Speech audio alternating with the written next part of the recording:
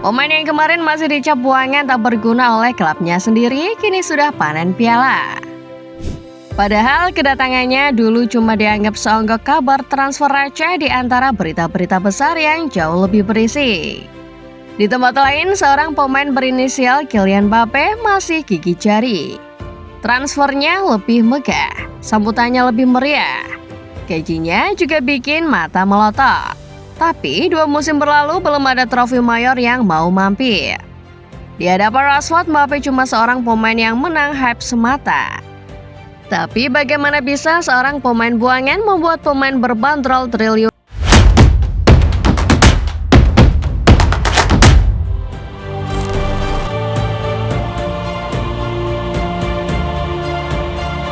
Kalau ada satu sosok yang akan terus diingat malam itu, jelas sosok itu adalah Marcus Rashford. Ia adalah pemain yang memberi undangan selamat datang. Gol itu merupakan gol tendangan bebas langsung pertama Barca ke gawang Madrid sejak Oktober 2012. Tak mau dikira sombong, Rashford langsung merendah. Katanya dia sebetulnya tidak berniat melakukan syuting ketika itu. Kalau nggak niat syuting aja bisa cetak gol seindah itu, gimana kalau niat coba? Yang terpenting gol Rashford itu menginisiasi anak asuhan si Flick menggondol 3 poin di laga El Clasico Jilid 2. Rashford sendiri boleh dikatakan beruntung. Sejatinya ia bukan pilihan utama si Flick. Namun karena Lamine Yamal masih istirahat akibat cedera, Flick memberi kepercayaan Rashford untuk main jadi starter. Rashid menjawab kepercayaan. Tak ada Dek Yamal, tak masalah. Rashford malah bisa cetak sejarah.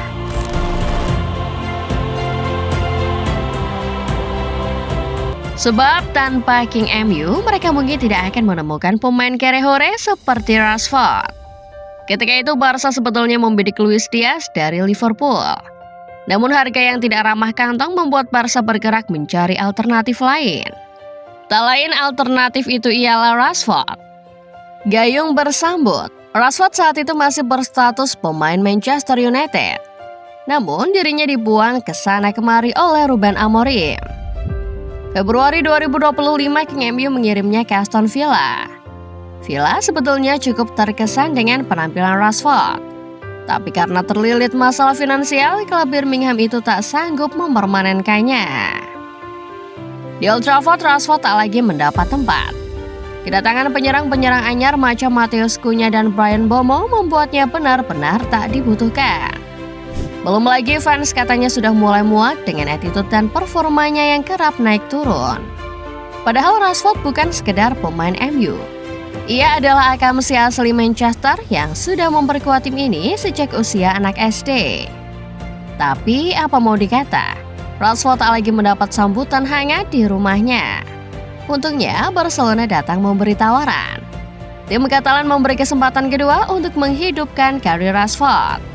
Hansi Flick turun tangan sendiri untuk berbicara kepada Rashford. Saat itulah Rashford merasa menemukan rumah baru. Tanpa babi bu, tawaran dari Barca disepakati. Rashford pun diperkenalkan ke publik pada bulan Juli 2025 sebagai pemain pinjaman. Ia mengikuti jejak Gary Lineker yang juga pernah membela Barca pada medio 80-an.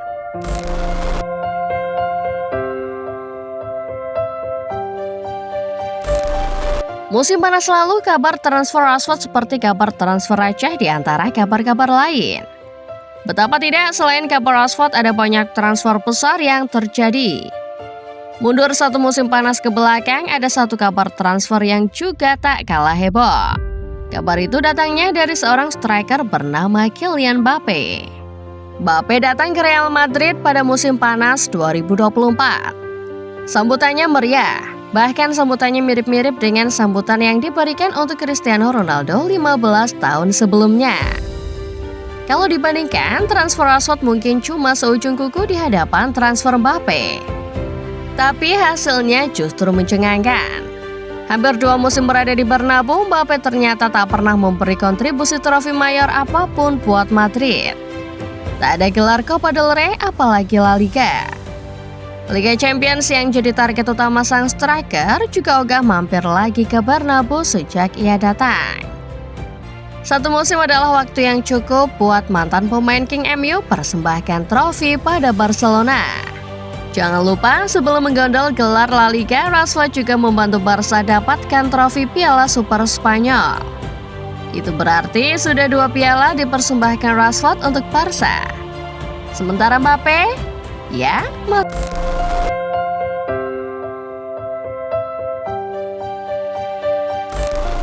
kesuksesan Rashford yang berbanding terbalik dengan Mbappe tentu jadi tanda tanya besar. Bagaimana bisa pemain yang statusnya terbuang punya market value jauh lebih rendah tapi bisa juara duluan? Jawabannya ada pada sosok Hansi Flick. Papa Flick inilah yang mendidik Rashford seperti halnya Malika, seperti anak sendiri. Seperti yang tadi sudah disinggung, Flick turun langsung untuk meyakinkan Rashford bergabung dengan Barca. Saat semua memandang Rashford sebagai pemain yang tidak berguna, Flick tidak demikian. Di matanya, pria asli Manchester itu adalah pemain berbakat yang akan bersinar apabila dikelola dengan benar. Flick pun membuktikan ucapannya. Dulu sewaktu masih di Manchester, Rashford dikenal sebagai pemain yang performanya mirip yoyo naik turun. Rashford juga dikenal familiar dengan kehidupan malam. Sampai-sampai sering telat menjalani latihan. Inilah yang membuat Ruben Amorim marah padanya. Flick sebagai pelatih yang juga punya disiplin tinggi juga pernah mengalami ini. Ia pun marah pada Rashford. Tapi di balik rasa marah itu, Flick bisa membimbing Rashford untuk kembali ke jalur yang benar. Hingga baru-baru ini, Flick mengaku Rashford sudah menjadi teladan yang layak dicontoh para pemain muda. Tidak hanya soal attitude, Flick juga tahu taktik seperti apa yang cocok untuk Rashford. Di MU, Rashford diberi kebebasan begitu besar, sehingga membuat gerakannya kerap terlihat sporadis. Tapi di Barca, Flick membatasi itu. Flick memberi area jelajah yang jelas, sehingga secara permainan Rashford jadi lebih rapi dibanding di klub sebelumnya.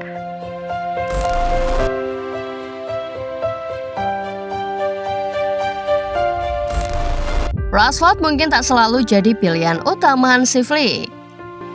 Apakah ia akan bertahan atau pulang ke klub lamanya? Rashford pun terang-terangan menyatakan ia sangat ingin bertahan di Barcelona. Barca sementara itu masih terus menimbang-nimbang.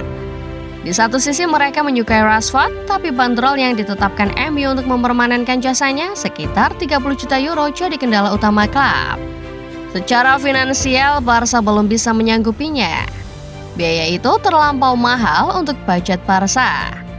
Namun dalam hati Rashford sendiri, bertahan adalah opsi terbaik. Betapa tidak, di Barca Rashford merasa seperti berada di rumah sendiri.